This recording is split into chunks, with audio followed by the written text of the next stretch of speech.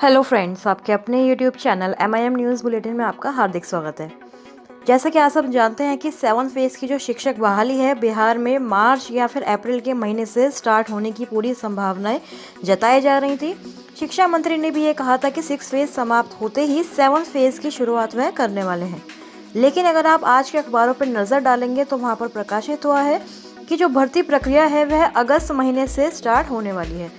तो इस वीडियो में हम यही बात करेंगे कि कौन सी भर्ती जो है 7th फेज़ में अगस्त से शुरू होगी, और साथ ही प्राइमरी के साथ साथ जो सहायक है वह परिचारी हैं उनकी भी बहाली 7th फेज़ में होनी है। तो उनके कितने पद खाली हैं, यह सारी चीज़ें आपको बताएंगे।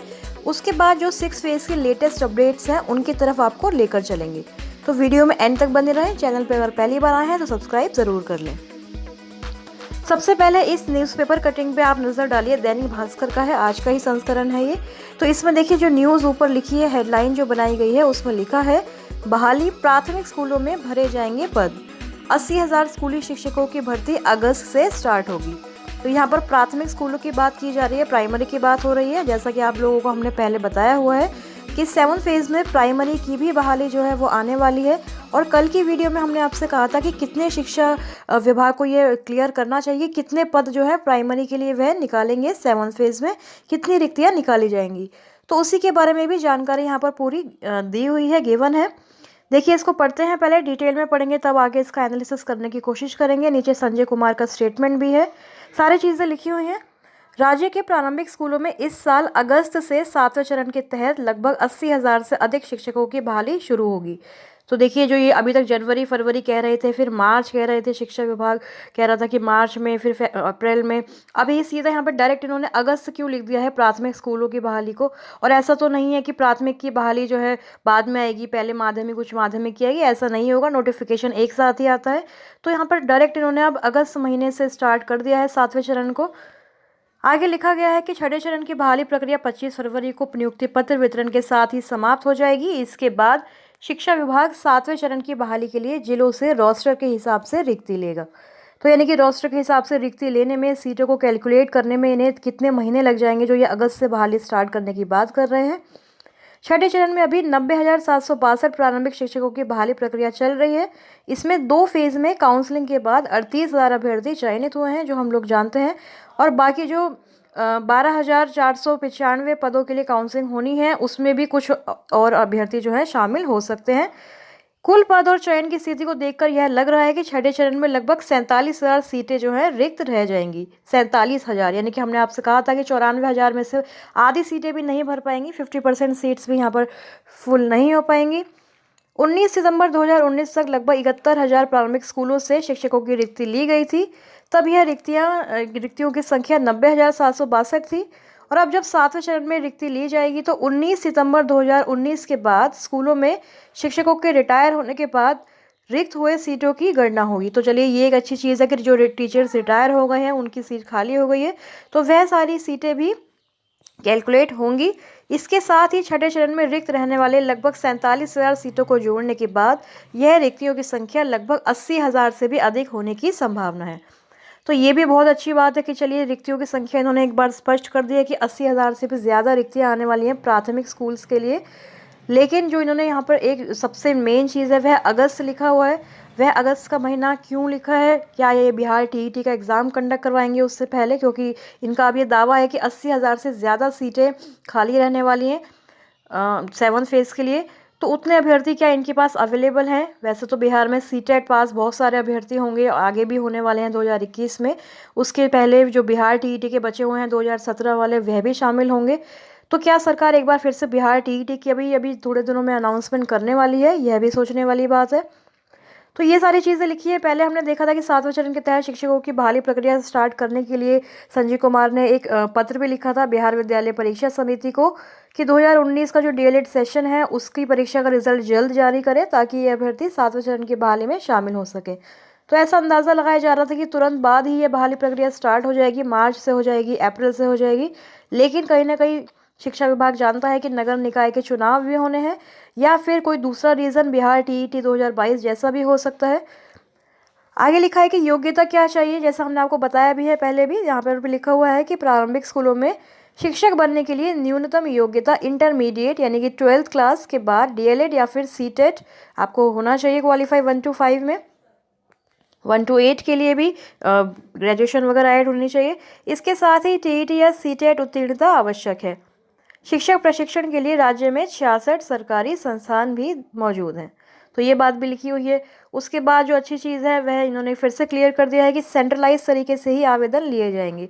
और अगर आप लोग नहीं जानते हैं कि क्या क्या योग्यता है, क्या क्या सेंट्रलाइज तरीके में क्या क्या स्टेप होते हैं, किस तरह से प्रोसेस किया जाता है पूरा सेंट्रलाइज बहाली का, या फिर 7th फेज़ में सेंट्रलाइज बहाली किस प्रकार से होगी, तो इसके लिए भी मैंने एक वीडियो क्रिएट की हुई है। अगर आपने नहीं देखी तो चैनल की प्लेलिस्ट में जाकर देख सकते हैं, या फिर आप चैनल इस वीडियो का जो डिस्क्रिप्शन बॉक्स है जहाँ पर टाइटल लिखा होता है उस पर अगर आप क्लिक करेंगे तो डिस्क्रिप्शन बॉक्स ओपन होगा, वहाँ पर उस वीडियो का लिंक हमने दिया हुआ है, वहाँ पर भी आप क्लिक करके देख सकते हैं कि सेंट्रलाइज बहाली जो है किस प्रकार से की जाती है, क्या क्या उसमें स्टेप्स होते हैं, पूरा जाकर वहाँ समझ सकते हैं। तो यहाँ पर लिखा है कि 7वें चरण में बहाली के लिए अभ्यर्थियों से केंद्रीयकृत यानी कि सेंट्रलाइज तरीके से ऑनलाइन आवेदन लेने की भी तैयारी चल रही है। शिक्षा विभाग तैयारी कर रहा है कि शिक्षकों के चयन में किसी प्रकार का विवाद और शिकायत नहीं रहे।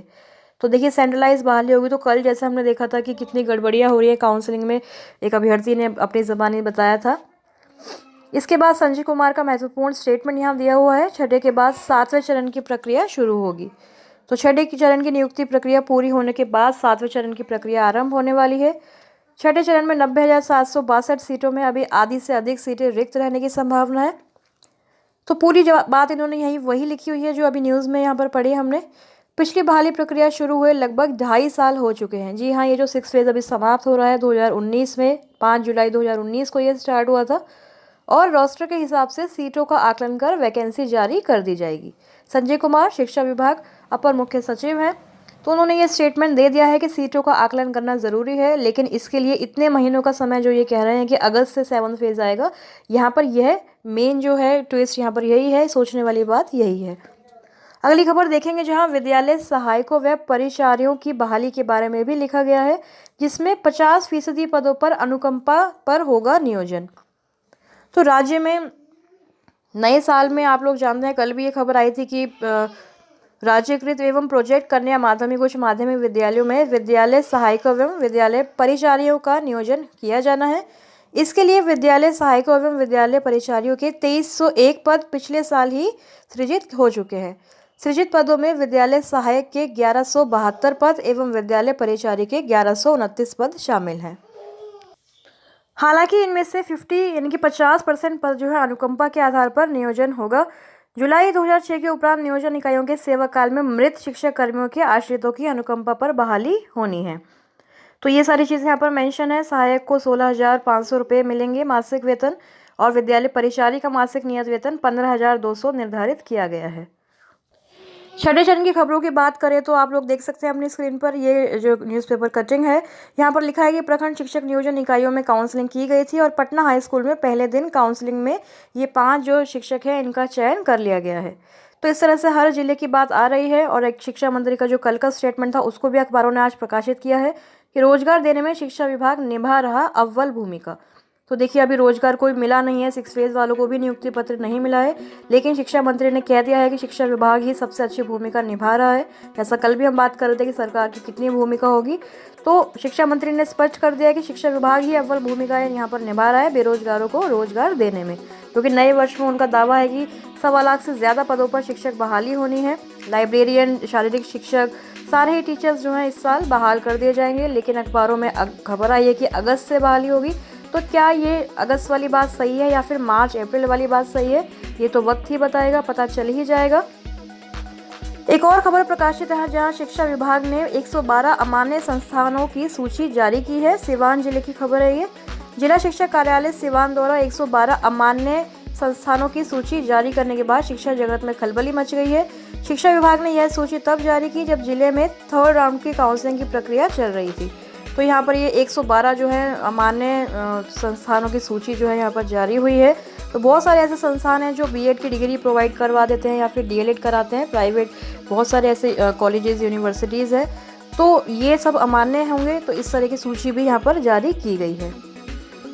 तो फ्रेंड्स, ये अगस्त की जो बात लिखी गई है 7 फेज़ क्या अगस्त से स्टार्ट होने वाला है या फिर मार्च में ही इसका नोटिफिकेशन आएगा, इसका भी एनालिसिस करने की हम कोशिश करेंगे अगली वीडियो में।